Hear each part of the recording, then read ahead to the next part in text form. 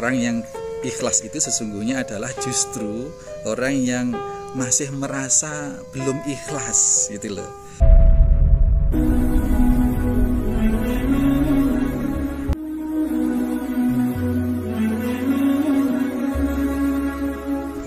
Assalamualaikum warahmatullahi wabarakatuh. Kali ini kita akan berbincang sedikit tentang ikhlas ya, karena banyak yang bertanya, mempertanyakan, bahkan tidak bertanya tapi ternyata pemahamannya juga belum pas ya. Ikhlas bilang, saya ikhlas kok, sudahlah terima aja ini, saya ikhlas gitu, seperti itu. Nah ini sehari-hari ya kita dengar, bahkan kita sendiri mengalami. Makanya kita harus dudukkan lagi bahwa ikhlas itu sebenarnya dari kata akhlasa, dari masdar akhlasa, dari kholasa ya. Kholasa itu maknanya adalah selamat, menuju kepada, atau kemudian berubah atau menjadi kata murni. Jadi kalau akhlasa itu memurnikan. Nah sedangkan makna syaraknya adalah ikhlas itu adalah orang yang melakukan segala sesuatu ya murni, tujuannya Allah Subhanahu wa taala, melakukan amal ibadah, amal kebaikan yang tidak membutuhkan persaksian dari selain Allah Subhanahu wa taala. Dalam satu kaidah yang sangat populer bahwa man amila li ajrinas wa huwa fahuwa musyrik. Barang siapa yang beramal ibadah, maksudnya ya, beramal ibadah demi karena mengharapkan ajar atau apresiasi, apakah itu ganjaran, apakah kekaguman, pujian dari manusia ya, maka itu termasuk musyrik ya, termasuk musyrik. Wa man taraka amala li ajrinas fahuwa murai. Sebaliknya barang siapa yang meninggalkan amalan ibadah yang dikarenakan ajar dari manusia tadi, dikarenakan faktor manusia, faktor yang selain Allah, maka fahuwa murai, dia termasuk orang yang riya gitu. Jadi dari sini ikhlas ya. Jadi ikhlas itu tidak membutuhkan segala sesuatu selain Allah Subhanahu wa taala, menyangkut amal ibadah, amal kebaikan lah ya, amal kebaikan. Lalu bagaimana orang yang sudah berkategori ikhlas itu sikapnya bagaimana ya? Apakah yang tadi itu saya ikhlas kok terima, saya beramal itu ikhlas gitu loh. Jadi ikhlas itu bukan untuk diucapkan sebenarnya, tapi justru ikhlas itu adalah yaktu ru'yatul ikhlas.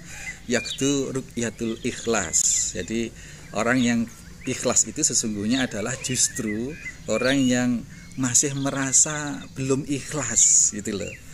Jadi orang yang selalu memperjuangkan hatinya ya, selalu mengelola hatinya untuk menuju ke ikhlas tadi itu, untuk menuju murni tadi itu, karena dia masih merasa saya ini belum ikhlas, saya ini belum ikhlas, maka aku terus akan berupaya, terus memperbaiki hati saya untuk ikhlas.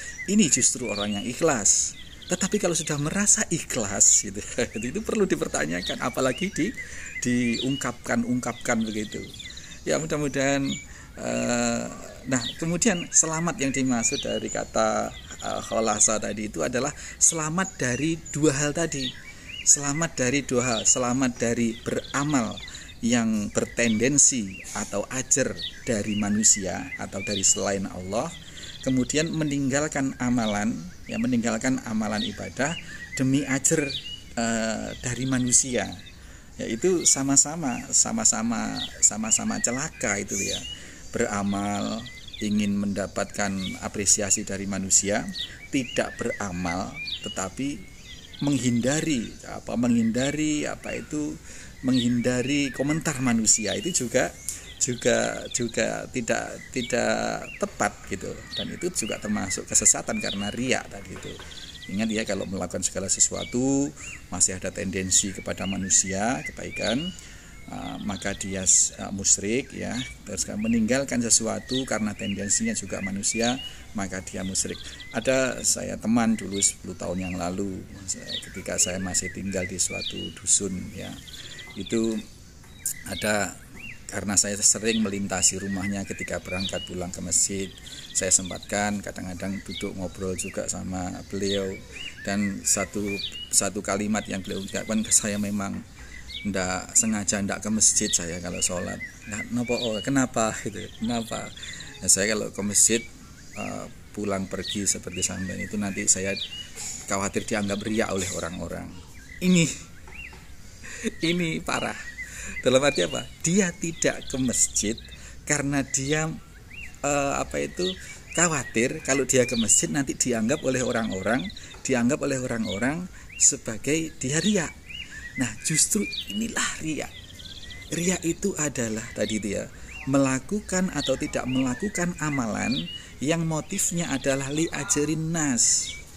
Gitu ya, itu masuk kategori riya. Nah, akhlasa atau ikhlas itu memurnikan menggapai keselamatan dari dua ketersesatan itu. Makanya ikhlas. Nah, kondisi orang yang sudah ikhlas adalah yaitu ruqyatul ikhlas. Ketika dia merasa terus-menerus belum bisa ikhlas, dia memperjuangkan terus-menerus untuk bisa ikhlas. Itulah ikhlas.